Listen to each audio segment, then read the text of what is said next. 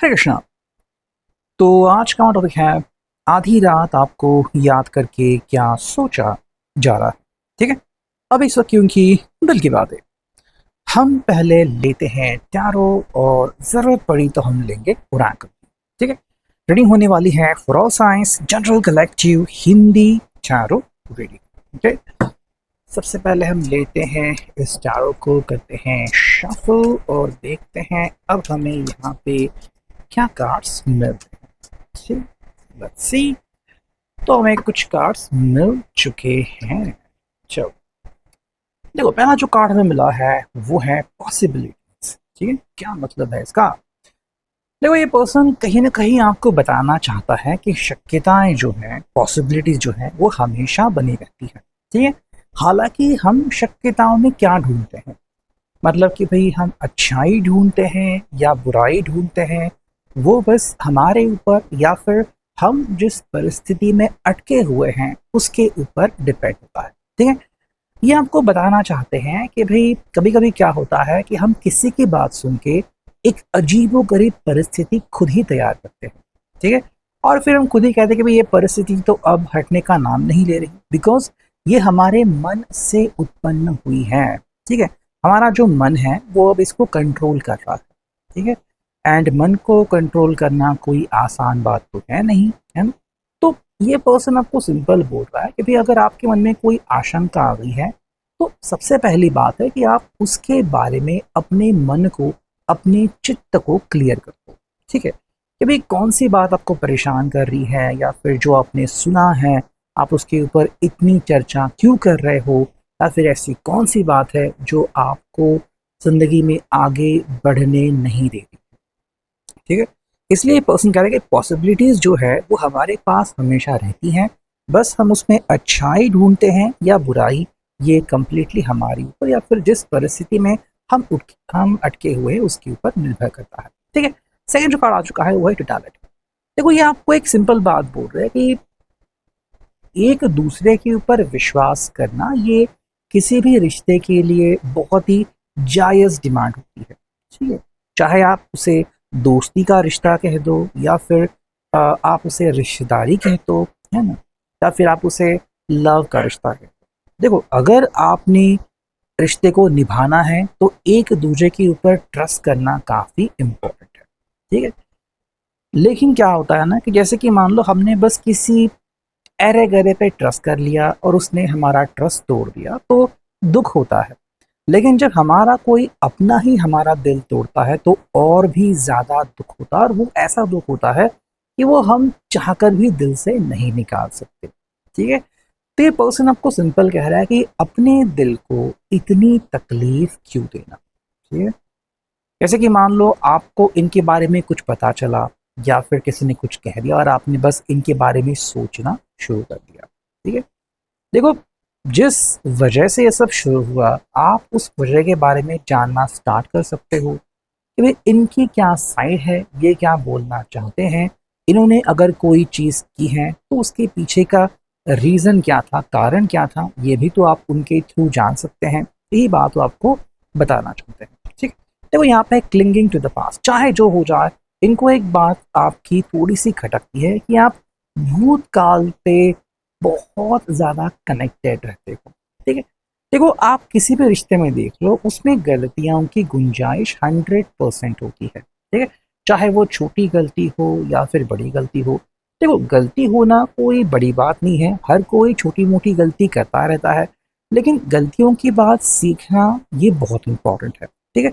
हालांकि अगर आप बार बार उसी गलती को अपने आंखों के सामने दोहरा रहे हो, अपनी आंखों में याद कर रहे हो, अपने आप को उस बात के बारे में भूलने नहीं दे रहे हो, तो कहीं ना कहीं वो बातें जो है आपको परेशान करेंगी, आपको हॉन्ट करेंगी, आपको बहुत ज़्यादा तकलीफ देंगी।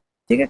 ये आपको एक सिंपल बात बोल रहे हैं कि देखो, भूतकाल जो है ना, वो जो चीज़ घट गई उसके बारे में एक व्यू है। ठीक है। अब जैसे कि मान लो आपने एक दिन जी लिया, उसके बाद वो भूतकाल में जाएगा और फिर नया दिन आएगा, है ना? ये पर्सन बस वही कह रहा है कि आपको बहुत देर तक, चाहे फिर आप उसको हफ्ते में कहे, महीनों में कहे, सालों में कहे, एक ही चीज़ को लपेट कर नहीं बैठना है, बल्कि उसके आगे निकलना है।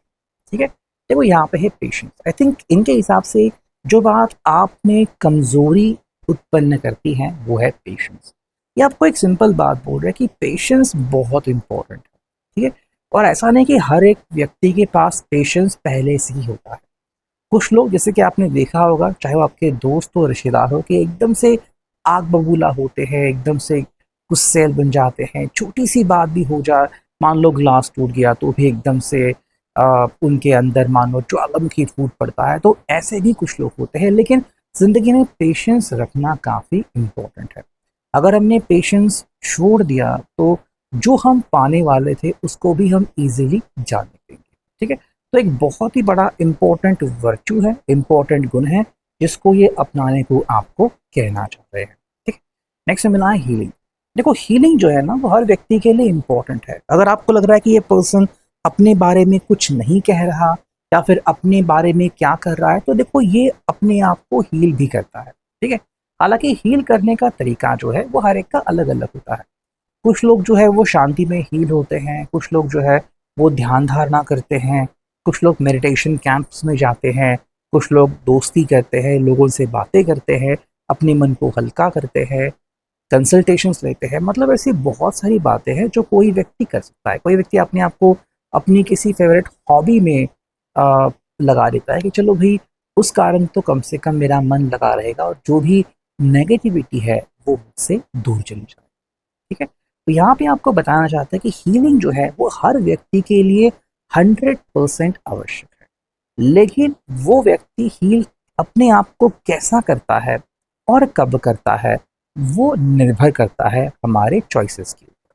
ठीक है, कई बार हमें पता नहीं होता कि हम हील हो रहे हैं, और कई बार कोशिश करने के बावजूद भी हम हील नहीं हो पाते, बिकॉज जो चीज़ हमें तकलीफ दे रही है हम उसका साथ नहीं छोड़ते।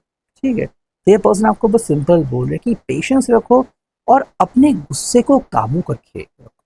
ठीक है, that is very good thing. Next में मिला है इंटीग्रेशन। देखो ये आपको बता रहे हैं कि ये आप ही के साथ जिंदगी में आगे बढ़ रहे हैं। ठीक है, कई बार तो ऐसा प्रतीत होता है कि मान लो आपकी फीलिंग्स इनके पास चली गई, इनकी फीलिंग आपके पास आ गई, और आप दोनों जो है वो अब एक दूसरे को इस तरीके से जज कर रहे हो। ठीक है, ये आपको एक सिंपल बात बोल रहे हैं कि देखो आपका अपना तरीका है, इनका अपना तरीका है, आप दोनों का अलग अलग तजुर्बा है। ठीक है, लेकिन जब आप दोनों मिलकर जिंदगी में आगे बढ़ते हैं तो चैन और सुकून मिलता है, या फिर और ज़्यादा महत्वाकांक्षा आपको मिल जाती है। आपका विजन जो है वो और ज़्यादा क्लियर होता है। ठीक है, ये पर्सन आपको वही बोल रहा है। नेक्स्ट हमें जो कार्ड मिला है वो है सॉरो। देखो ये आपको एक बात बोल रहा है कि दुख जो है ना वो हर व्यक्ति को होता रहता है। जैसे कि मान लो इनको कोई बात याद आ गई, चाहे बचपन की याद हो या फिर कोई, और कुछ समय के लिए या फिर कुछ सेकंड्स के लिए कहो उनके दिल को चोट लगी। ठीक है, लेकिन उन्होंने अपने दिल से इस बात को निकाल लिया और वो इस चीज़ से बाहर निकल गए।